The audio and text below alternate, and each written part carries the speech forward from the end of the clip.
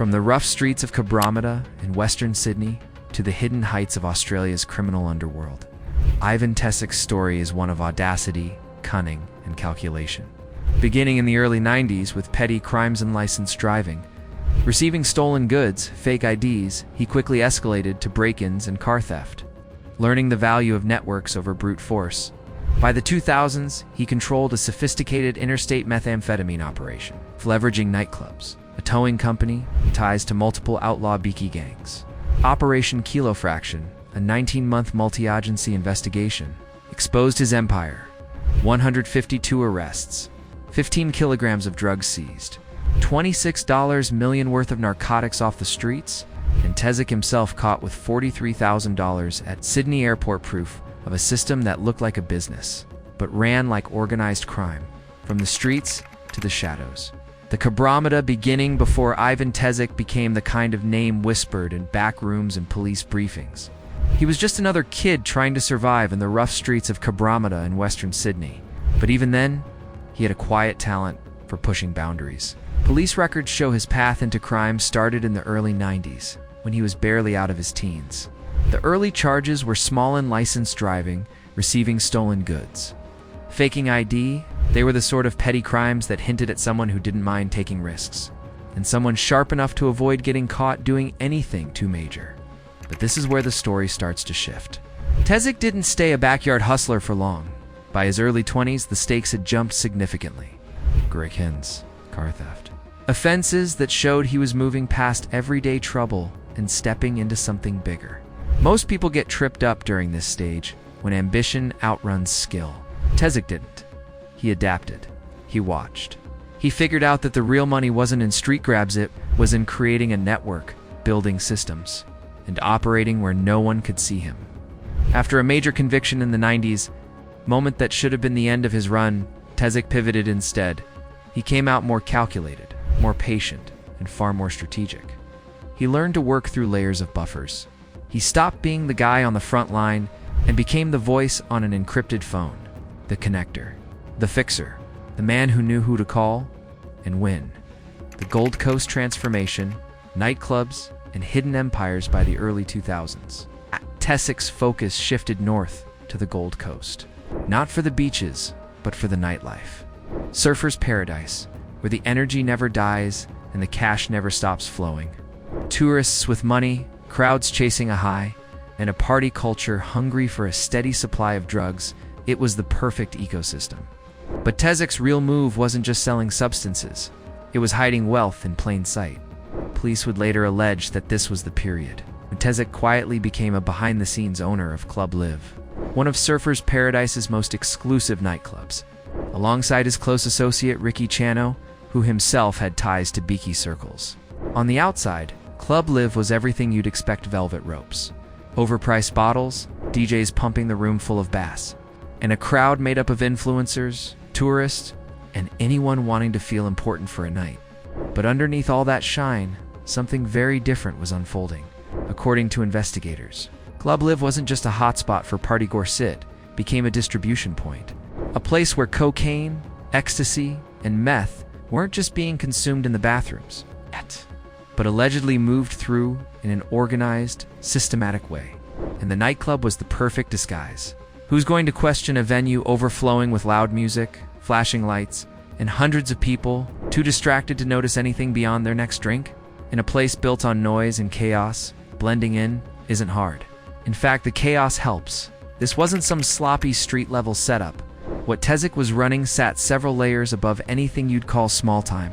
He'd built what criminologists politely refer to as a distributed network, a structure with no single weak spot, no one person you could pull out to bring the whole thing down. The DJs, they played their part, moving product through the nightlife. Club managers handled the flow. Bouncers managed the movement and protection of shipments. And Tesic, he stayed well out of sight, using coded phrases to steer drugs and cash through what police would later label his front company, SRB Towing, a towing business perfect for shifting cars with hidden compartments without raising eyebrows. Honestly, it's hard to imagine a cleaner cover. The network, bickies, couriers, and the interstate syndicate what made Tesic's setup so intriguing and so dangerous was how effortlessly he crossed traditional criminal boundaries. This wasn't an isolated operation working alone. By the early 2010s, Tesic had forged ties with multiple outlaw motorcycle gangs: the Bandidos, Mongols, Finks, Highway 61, and even the Lone Wolves. From a policing perspective, this was the nightmare scenario, one person acting as a bridge between rival beaky crews that were never supposed to work together. But somehow, Tesic made it happen.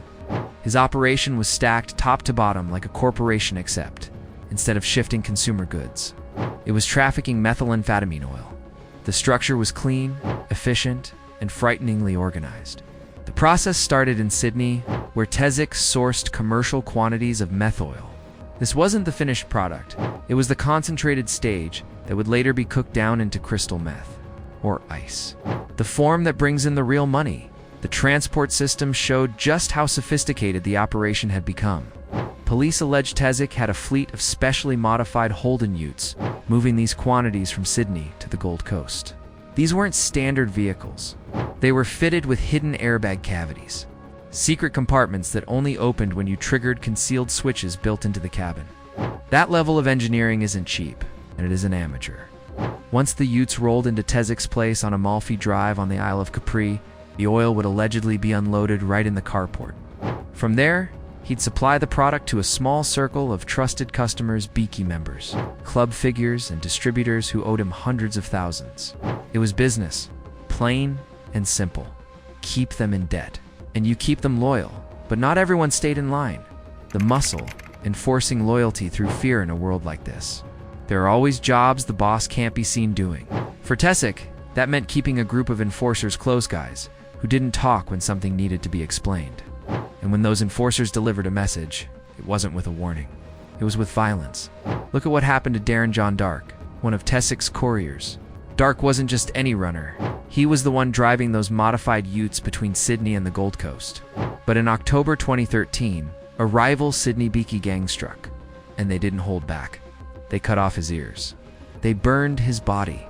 This wasn't a robbery gone wrong. This was a brutal, calculated warning aimed higher up the chain. For Tesic, it created a serious problem. Dark was shattered physically, mentally, and he couldn't continue. Tesic needed a new courier. And that decision, that one replacement, would become the loose thread that brought the whole operation undone. That new courier would later flip, turn witness, and hand prosecutors exactly what they needed to pull everything apart. Operation Kilo Fraction. The takedown no one saw coming by 2013. Queensland police had already spent years quietly monitoring Ivan Tesic. He wasn't a new name to them, far from it. For close to a decade, he'd been flagged as an extreme risk in the National Criminal Targeting Database. But 2013 was when something shifted. Someone high up decided it was time to stop observing and start dismantling. That decision sparked the launch of Operation Kilo Fraction, an enormous, multi-agency mission that would end up pulling in hundreds of officers, undercover operatives, surveillance crews, wiretap teams, and nearly 2 years of relentless investigation aimed at tearing down Tesic's entire operation. Even the title Kilo Fraction wasn't random. It came from the small, fractional quantities of drugs detectives seized along the way as they followed the supply chain upward, step by step, from street-level distributors to couriers, to customers, and finally, to the man at the top. Across 19 months, law enforcement did the kind of meticulous detective work that never makes headlines, but changes cases. Undercover officers slipped into the network. Surveillance teams tailed cars day and night. Wiretaps picked up coded conversations and quietly recorded deals. Financial investigators chased bank transfers, cash movements, and hidden assets, piece by piece. A picture formed, one that showed an interstate drug syndicate far more organized and sophisticated than anyone had expected. By early 2014, investigators believed they finally had enough to move. What followed was nothing short of explosive. Over 3 days in April, Queensland and New South Wales police executed 100 coordinated raids. Homes were stormed. Nightclubs were hit. Doors were kicked in from the Gold Coast to Sydney. When the dust settled, 152 people were in custody, among them 37 alleged outlaw bickies and associates.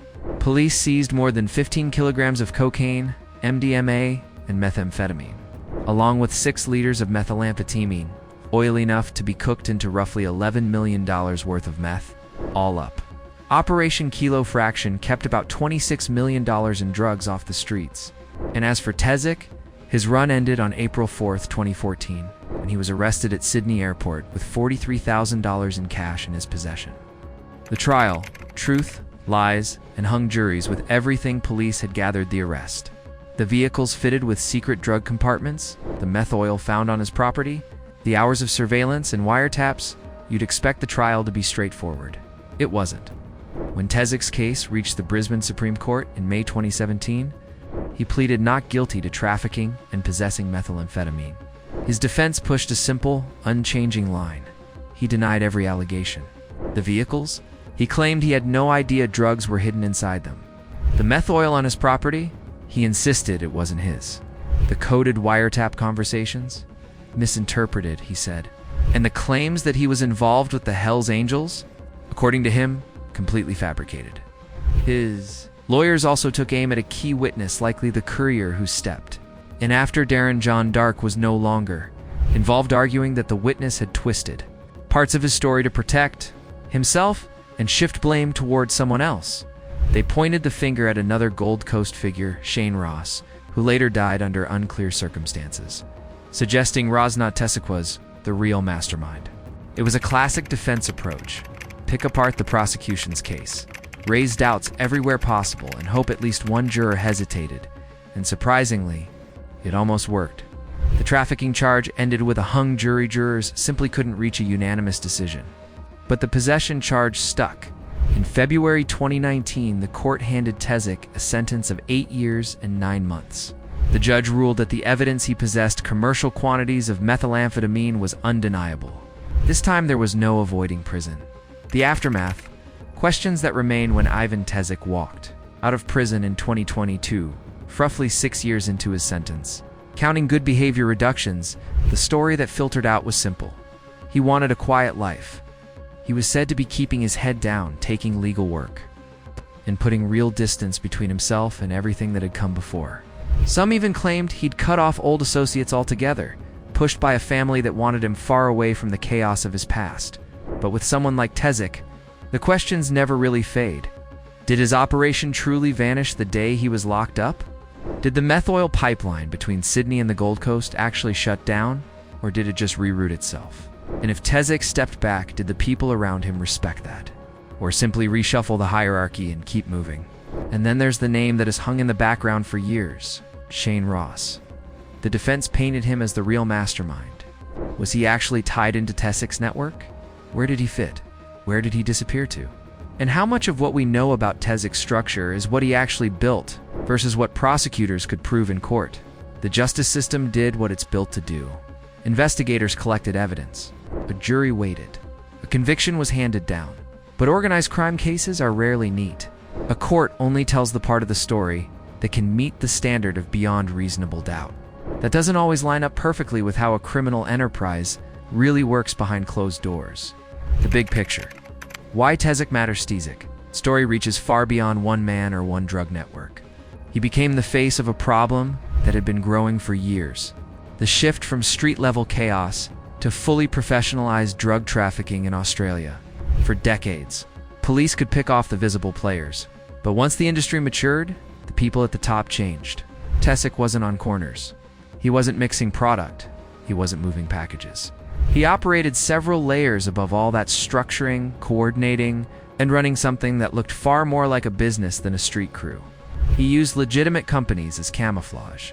He kept himself buffered behind intermediaries. He had the money to hire strong legal teams and slow down anyone who tried to close in. And it took 19 months, hundreds of officers, wiretaps, covert work, and even international cooperation to pull the whole thing apart. That alone speaks to how complex Australian organized crime has become. The lifestyle that gave him a way for all the care Tesic took to stay hidden. There was one weakness he couldn't mask: the way he lived. During the investigation, police linked him to a lineup of high-end assets, a luxury apartment in the Gold Coast Hilton complex worth around $730,000, a suspected waterfront place on Amalfi Drive on the Isle of Capri, a Sydney house valued near $690,000, plus a Harley Davidson, a $500,000 Rolex, cars worth hundreds of thousands, sitting in garages up and down the coast. He was living big. And that lifestyle became the breadcrumb trail investigators needed to justify the scale of Operation Kilo Fraction. Criminologists have a rule: everybody leaves a trace. Tesic's trace wasn't fingerprints or phone calls, it was wealth. A man claiming to be self-employed, with no visible legitimate income, doesn't end up with Porsches and waterfront real estate without raising eyebrows.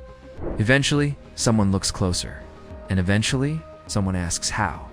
The unanswered questions, what makes Tesic's story so gripping isn't just what we know, it's everything we still don't.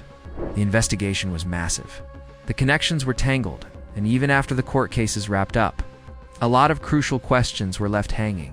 How much of the methamphetamine, oil that flooded Australia through the 2000s and early 2010s, actually came through Tesic's network? We know Operation Kilo Fraction stopped $26 million worth of drugs. But that was just one operation, one moment in time.